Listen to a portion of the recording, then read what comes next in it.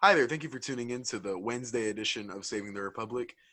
Across the nation, there has been a movement for two things: one, more pro life, and two, pro choice. There have been more movements in states like Virginia and California and even Kansas for late term abortions. And there has also been the move for defunding Planned Parenthood and for the right of the child. There are many campus activists that are doing the good fight on their schools, like Mackenzie Haddix, who is here with us today. And so we're going to be talking a little bit about Roe v. Wade, a little bit about the pro-life argument, the argument from the abortion viewpoint, and all of those things. Thank you for tuning into the Wednesday edition.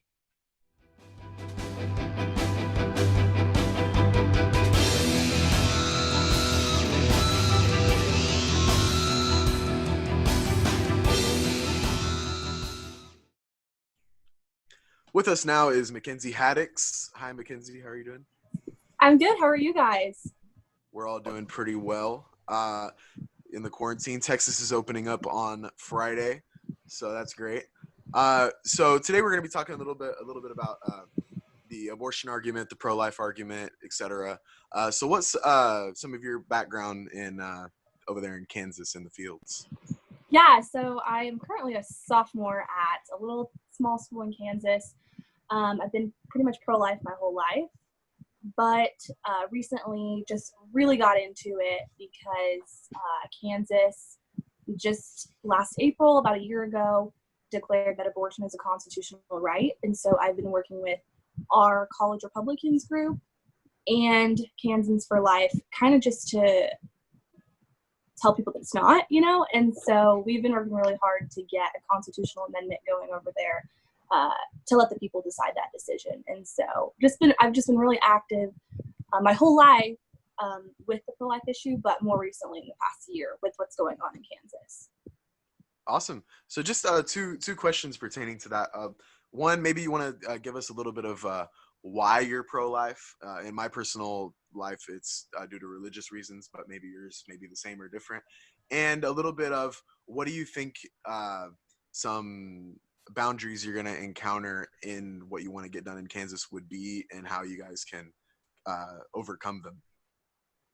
Right. So I'm mainly pro-life, one, because of my religious reasons, but I also think it's really important when talking to people that you can argue it without the religion. I think all of us agree on that.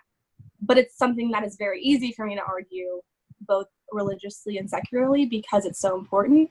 And it really just comes down to how much do you value human life? And to me, I believe that human life is sacred. I believe that no one has the right to tell someone else how valuable their life is. When humans start deciding what is valuable to them and their opinion, it's all about themselves, that's when we run into problems. And I think that's what the abortion argument is really centered on, is like, how much do you value human life? What do you believe human life is? And for me, it's so important. I love people, I love everyone, and I want everyone to be given a shot at life, but I believe that starts in the womb at conception. And I think that's the main thing, is where I disagree with people on, is when it starts and how valuable it is. Sure. But the main reason that I am pro-life is because I just value humans in general. And that has to start when human life starts. And for me, that's at conception. Sure. So you mentioned a little bit about the pro-abortion argument not from a religious standpoint. This is where maybe Kelly, Skylar, and Nate can comment on what's going on at their universities with this. But for me, I kind of just realized you have to define the line of, okay, this is now a human life. I believe it's at conception because that was when it was thought up to have the child. And at that point, I mean, you talk to someone who was maybe a month and a half pregnant, who had a miscarriage, or 2 months, and they will tell you all about how they're heartbroken, they had an emotional connection to that child. And then you hear somebody from the left saying, well, no, it's not, it doesn't have a heartbeat, whatever. It clearly does. No, it doesn't have this, it doesn't have that. So what's some of the experiences you guys are encountering on your campuses, and what do you guys think of the argument? Right now, we'll talk specifically of the pro-choice argument and why it may be valid or invalid, and later we'll cover the other arguments. Well, I can talk a little bit about Texas Tech. Obviously, Texas Tech is pretty conservative for being a big university. So we've actually talked to students. We've done tabling events, and it seems like Texas Tech students are leaning conservative or leaning pro-life. From my experience, whenever we've gone out and asked people how do they feel about abortion, a lot of them are opposed to it. Um, Now, I'm sure there are lots of different reasons. For me personally, it really comes down to you have the right to live. I think an unborn child is equal to an adult, and so I think they have the right to live just like you can't go murder someone. And so for me, it's the an unborn child is equal to any other person. So I think unless unless the mother's life is at risk, then we need to do everything that we can to make sure that the child is born, and also that they get into a good home.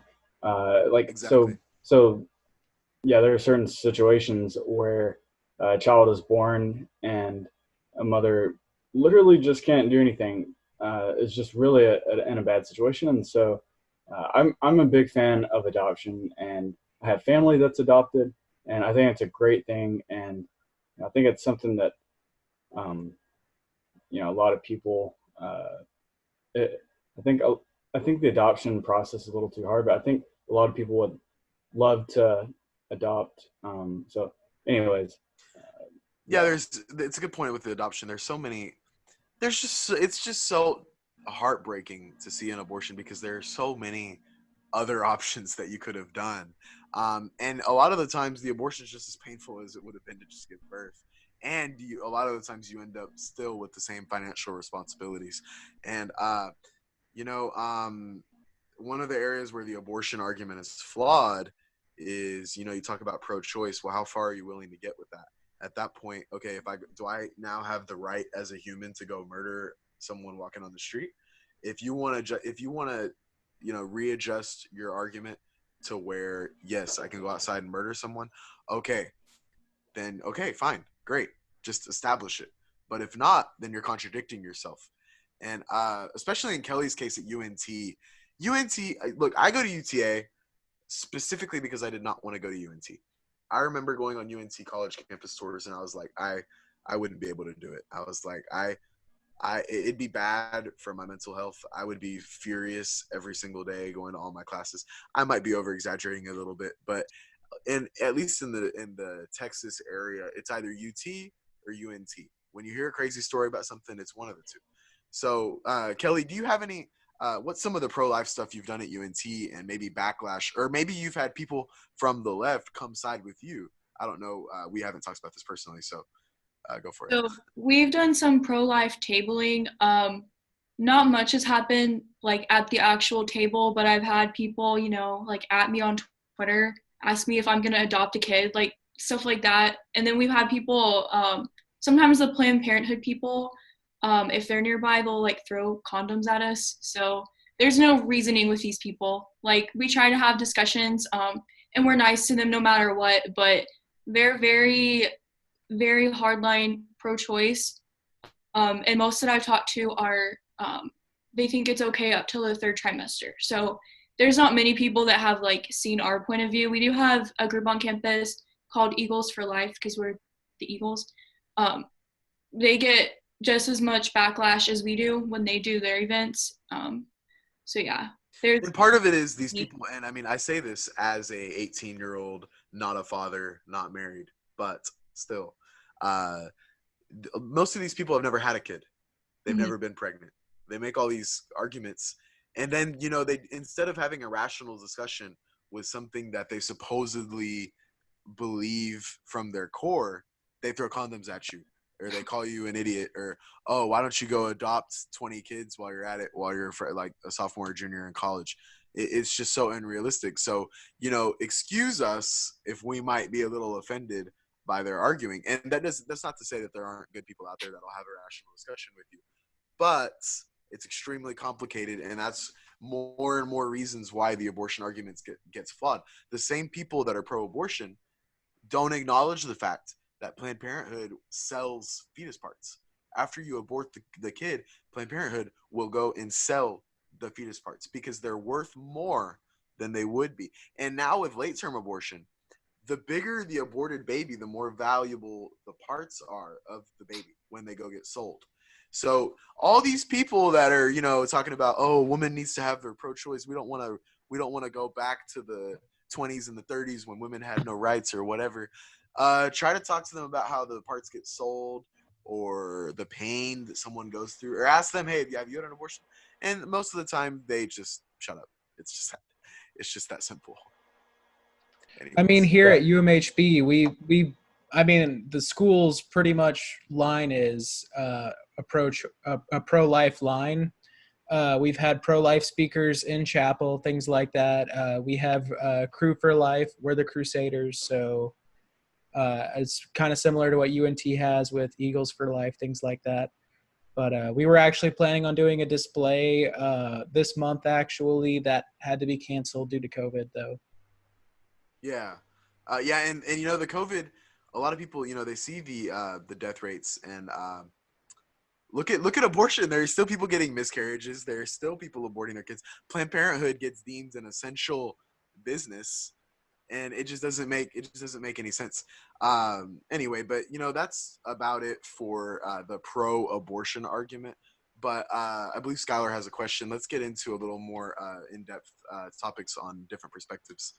Well, yeah. So I was just wondering, Mackenzie, if you've seen anything encouraging. There's a lot. We always hear a lot of like the negative stuff, and we're always really concerned about laws that are gonna keep abortion legal and all this. But have you seen anything encouraging in Kansas or anywhere else in the U.S.? Yeah, for sure.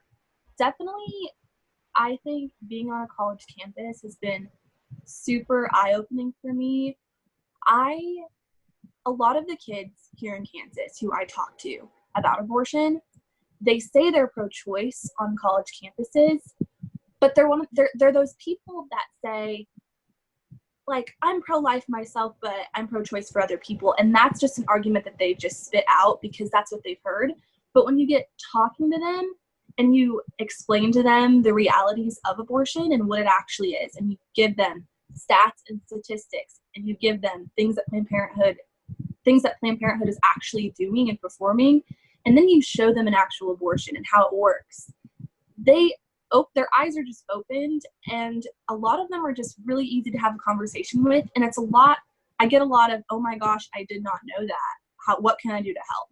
And so that's why I think that these conversations are really important, and having conversations with different college students and students in general are so important. Get them at a young age where they haven't been totally brainwashed by the left or by super pro-choice people. But definitely having conversations on campus has been super encouraging because a lot of them just don't know. They just don't know. And that's a lot of the reason why they say they're pro-choice is because they don't know. And that's just really encouraging to me. And being pro-choice doesn't mean that you can't be anti-abortion. I can still be a pro-choice individual and be against the killing of a baby.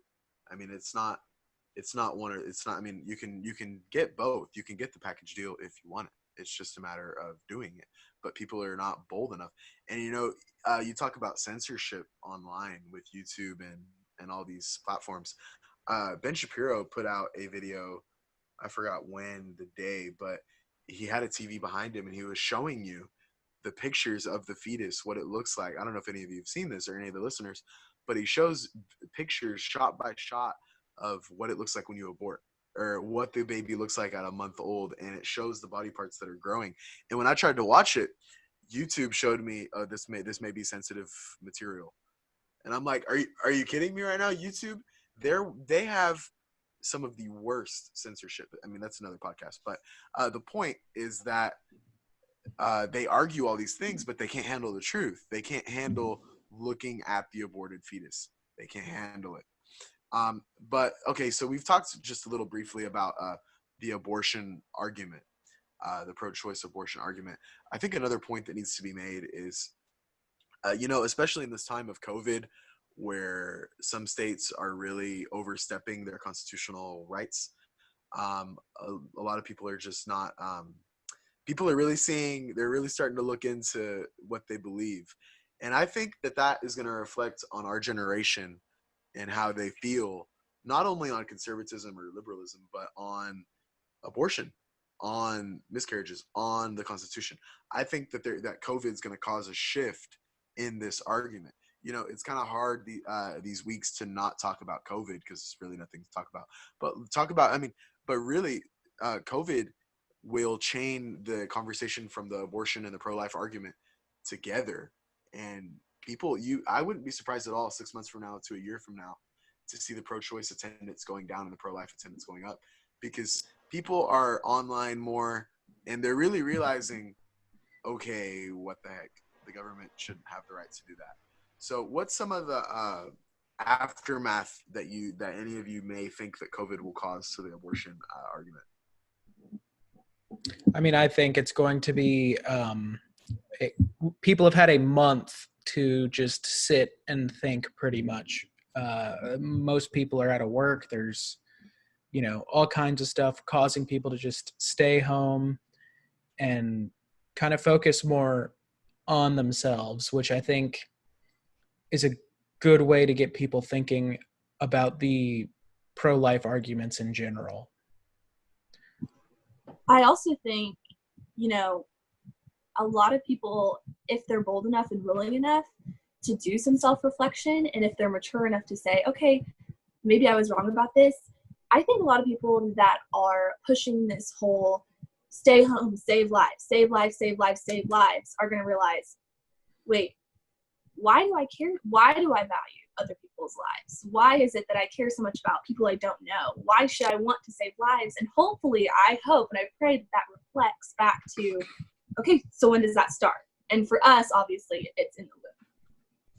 Yeah, something I think is really interesting is that when people compared different types of deaths to how many people have died to the coronavirus, I kind of roll my eyes because it's not, most of these things you compare aren't contagious, but just the sheer numbers, and looking at how willing we are to shut down everything over, there have been a few hundred people that unfortunately have died from coronavirus, but if you look at how many thousands, I think it's tens of thousands or so just within the state of Texas. Tens of thousands of abortions are performed every year just in Texas compared to a few hundred coronavirus deaths. And to me, it's hard to believe that so many thousands of babies die from abortions, and they just go unreported versus the freak out, which it makes sense that we're doing all this stuff, but one totally outweighs the other, and we don't ever hear anything about that from the mainstream. And it's a good point because it's hard to put in perspective. It's hard to really, wow, there were like 50,000 abortions this year. And you talk about just Texas. Texas, for the most part, is pretty conservative, pretty against abortion. So those numbers in a red state, think about California or New York or Virginia, how many abortions are performed there. It's heartbreaking. It is truly heartbreaking. And, the media can cover it all they want, but the reality is if you stand where there are a bunch of people that have had abortions, if you manage to get them all in a room or something, most of them will tell you that they regret it, and not a day goes by that they don't think back on that moment. And it affects their mental health because they feel so terrible about it. It's actively changing them as a human being. So the left can talk about it all they want, but you're causing mental health issues with this. I mean, it is so. And then we get into the argument that we're going to talk about here in a bit of, okay, well, what about someone who got raped? That's sad. We all, I mean, we're there with you, but give it out for adoption. Give the child for adoption. If you can't give the child for adoption, I can name you a long list of other but chances are it's going to be just as painful to get it aborted from it is to just have the child. And but we'll talk about that in a bit. So another argument for most people is the argument of rape. We talked about this, 2 minutes ago, but just to segue us into the new topic, the number one to go to argument when you are talking to someone who's pro-choice is, well, what about people that get raped? So what do you, I know Skylar has some opinions on this. What do you guys think of that whole argument? Yeah, like rape is one of the worst things that can happen to anyone. And there's no, it's really hard to argue with them when they pull that up. But the at the end of the day, the thing is, when one bad thing happens, you don't fix that by doing something else wrong. So the baby did not choose for a rape to happen. That's it's not their fault, and so it shouldn't be taken out on them. So I don't think that the mother should have to raise that child. That wouldn't be fair. They didn't ask for it. Now I do know cases where the mother decided to raise them anyways. But I don't think they should necessarily have to raise them. But the child didn't choose for it to happen, and so I think they have a right to be born just like any other baby. I don't think the mother should have to raise them because it wasn't her choice for it to happen, and so that's personally where I come from.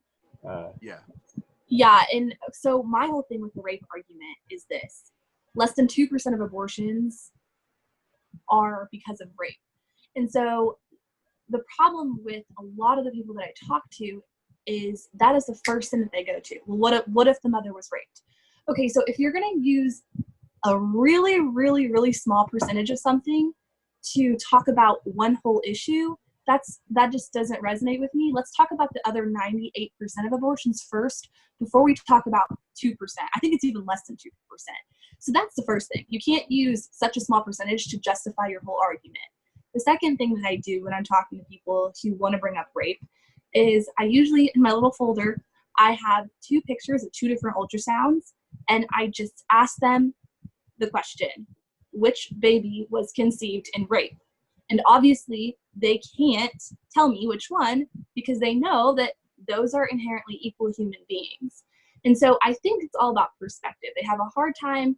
They're so focused. We live in this society of just all about ourselves, and they're just so focused about the mother and what the mother's going through. Yeah, it's heartbreaking. But that baby is a whole separate human being with unique DNA, and you can't punish that baby for something that they didn't choose. And that's the whole thing that I bring up when I'm talking to people. Exactly. And what if that baby that you are potentially going to end the life of, what if that baby grows up to be a lawyer who goes after rapists? What if that baby grows up to fight for the very values that you believe? You will never know that because it's been aborted. So, I mean, when people make these arguments, that's all I can think about. I'm like, these things that you stand for, if that child had not been aborted, they could be fighting for those very beliefs. And what makes me mad more than anything, and this is going to have to be another discussion because we don't want to get heavily dived into religion, but when Christians try to argue the pro-choice, I'm like, the Bible is blatantly obvious. It breaks it down in such clear detail that abortion is not okay. So for you to come out here and I hear pastors all the time that are on the left that say, oh, how dare you be sexist? How dare you take away the rights of a woman? Anyway, I'm gonna go on a tangent and we're gonna talk about something else that's completely different. But anyway, another argument that we're gonna close out with is we've talked about the argument from the abortion, the pro-choice. We've talked about the argument from the rape perspective. What about the clear one, the pro-life argument, and how each one of us can contact our lawmakers and make change happen? So I guess we'll start with Mackenzie. What are you mentioned that you do some activism in government in Kansas. How effective do you think that is, and how do you think it can be more effective for those of us that would like to do that as well? Yeah, so I didn't know how easy it was to get in contact with your legislators to tell them your opinion until all of this stuff happened. Something that I cared so much about happened in my state, and I was like, I have to do something. And I think that making phone calls, emailing, that stuff is great. Sending letters is great. I'll be honest, I've interned in the state house and for representative in a pretty big city. A lot of the emails that they get, they don't actually read. I think it's good to send them because you do have some legislators that will go through and read them. But the best way that I figured out to just get in contact with your legislators, let them know how you feel, is show up to the Capitol and knock on their door and sit down and talk to them. Because if they have time, which oftentimes they do, especially if you're young, they love hearing from young people. We're like famous when we walk in. They want to know what we have to say. When all of this abortion stuff was going on, is still going on in Kansas. We're not really in session right now, but when it was going on last year in Kansas, there were 4 Republicans, super big rhinos, that were voting against this abortion bill that saves millions of babies' lives because of their own political agendas. And so we just went in and knocked on their doors and sat down, and you could tell they were convicted in what they believed, especially coming from young people. And I don't know if it had any influence on their decisions. All I can do is hope and pray that it does. But I think the best way is to show up to the Capitol, especially young people, but also in groups of people. That I just found very effective. Yeah, and a lot of us don't realize, how I mean, you made a good point, how effective or how easy it is to get in contact with your legislator. This is a separate thing, but it pertains to the point. At the beginning of March, I attended AIPAC, the pro-Israel lobbying conference in DC, and we all, the last day, went lobbying to our representatives and our senators. It is so easy to talk to them. I found myself sitting in the office of my representative, and I'm like, why didn't I know that this was so simple? Why it's crazy. Anyway, but before we start talking about that a little bit more, for you to talk to your representative about this issue, you have to know a little bit about the Supreme Court case of why it's illegal. So, Mackenzie, can you give us like a 30-second to a minute or two of Roe v. Wade and maybe what your opinion of it is? I personally think it's a joke, but anyway, go ahead. Yeah. So basically, there was this woman named Norma McCorvey, and in the Roe v. Wade case, she was Jane Roe. So that would be the pro-choice side of things. She was a single woman. She was living in Dallas, Texas. She was struggling financially. She was regularly abusing drugs and alcohol. This was actually her 3rd pregnancy. Her first child, she gave to her mom, let her mom raise. Her 2nd child, she put up for adoption. This is her 3rd pregnancy, and she wanted to seek out an abortion, but it was illegal in Texas. At the time, abortion was only legal in a handful of states. 2 of them were California and New York, but Norma, or Jane Roe, she didn't have the means to travel to one of those states. And so what happened was there was these 2 women who had just graduated college, very, very pro-choice. They wanted to just push their political agenda out. They were lawyers, and they thought this was the perfect opportunity to get their message out there. They wanted to change the laws in the United States to push a pro-abortion in like United States. And so influenced by others, influenced by these lawyers she was in contact with, she ended up lying about her pregnancy and saying that she was gang raped in hopes that it would make it easier for her to win this case and get an abortion. But yeah, so these lawyers just convinced her to challenge the laws, and it got in Texas, and it went all the way to the Supreme Court, and the Supreme Court ruling made abortion so broad and basically said any woman can get an abortion. In the first trimester, there was no restriction on abortion. In the 2nd trimester, they said some health restrictions could be put on a woman, and they said in the 3rd trimester there can be restrictions at any point unless the mother was raped, there was health issues, those kinds of things. But the problem with Roe v. Wade was that the lawyers defined health so broadly as physical, emotional, psychological, familial, there basically is no definition on the word health when it comes to all of these things. So Roe v. Wade was based on several lies, and also has no, you can pretty much made it so you can pretty much get an abortion for any reason at any state in your pregnancy. And so obviously we've seen the effects of that. And fun fact, Norma McCorvey, that was the woman who was pregnant, she ended up giving birth to her child. She never even had an abortion. And now she's a huge pro-life activist and is working every single day to get this overturned. Wow. Well, thank you for that breakdown. Just one last thing. Can you explain to us why the right to privacy would be the clause or the title that pertains to an abortion? Again, similar to what you see in modern day abortion arguments, they just cherry pick things. They have to make up something, and I just don't think there's any basis for that. Sure. 1 second. Okay.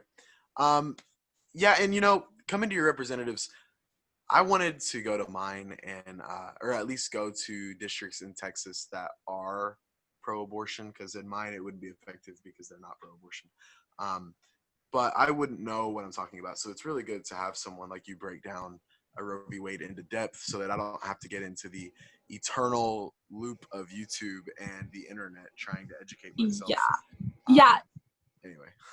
Another thing really quickly, pertaining to Roe v. Wade, and you hear a lot of this from the abortion side. We've already talked about pro-abortion arguments, but this pertains to Roe v. Wade.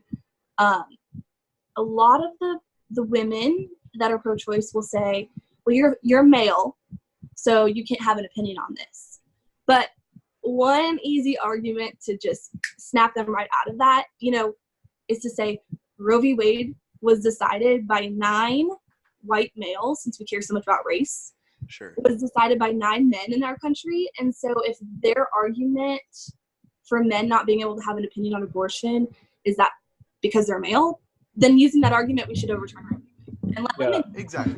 Well, on top of that, you can also they're actually okay with they're actually okay with you having an opinion as long as you agree with them. If you disagree with them, that's when they have an issue with it. And on top of that, like, how far does that argument go? I mean, can we say people who don't own guns can't legislate gun laws? Would they like that? How about if you don't pay a certain percentage in taxes, you don't get to say where tax revenue goes? Things like that. If you aren't supporting people on welfare, how about you don't get an opinion on that? It's this kind of double speak argument here where, you don't get to have an opinion because you disagree with us, and we can make a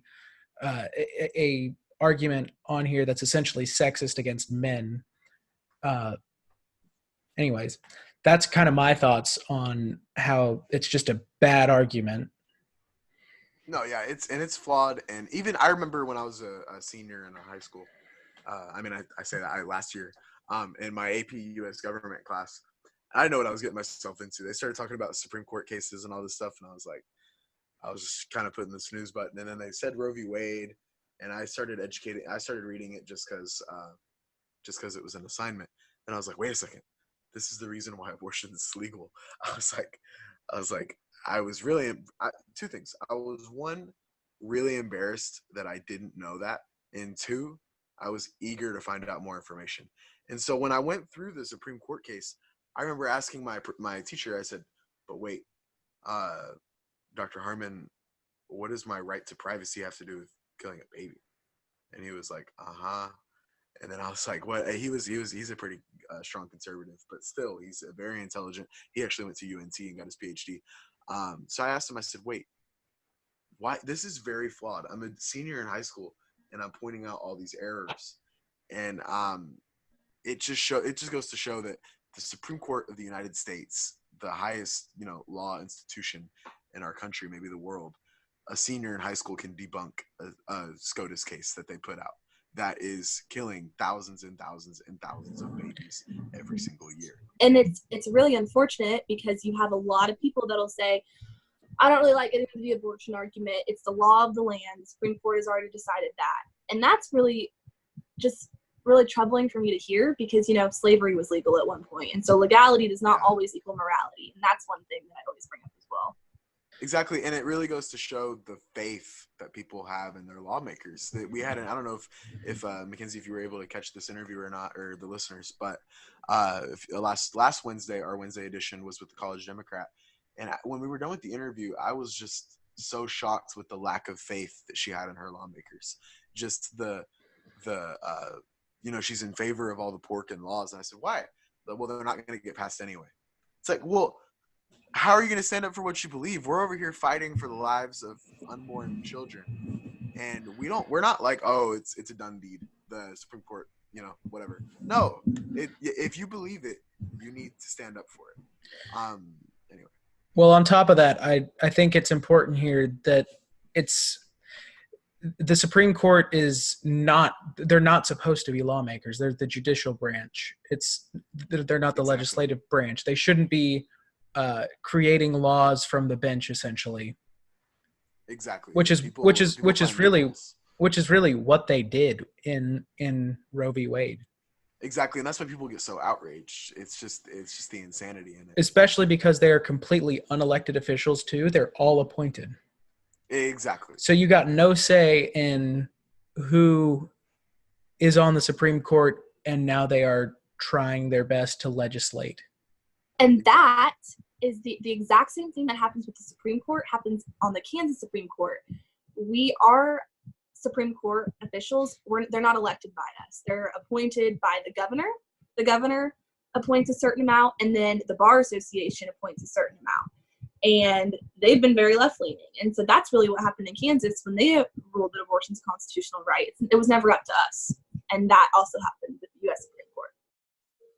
Yeah, good point there. Yeah, if for example, the Obama appointed justices, I can't stand Obama.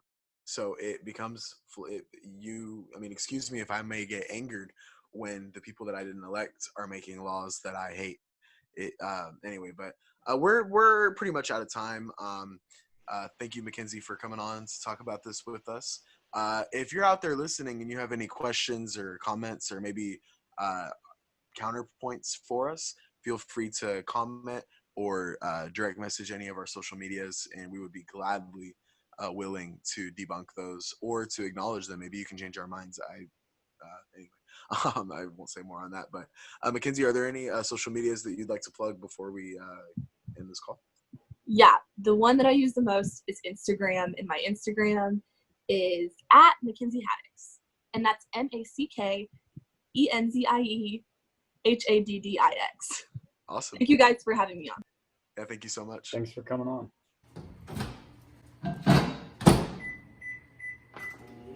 If you like this content, please like, subscribe, share it. If you hated it, like, subscribe, and share it. Thanks for tuning in.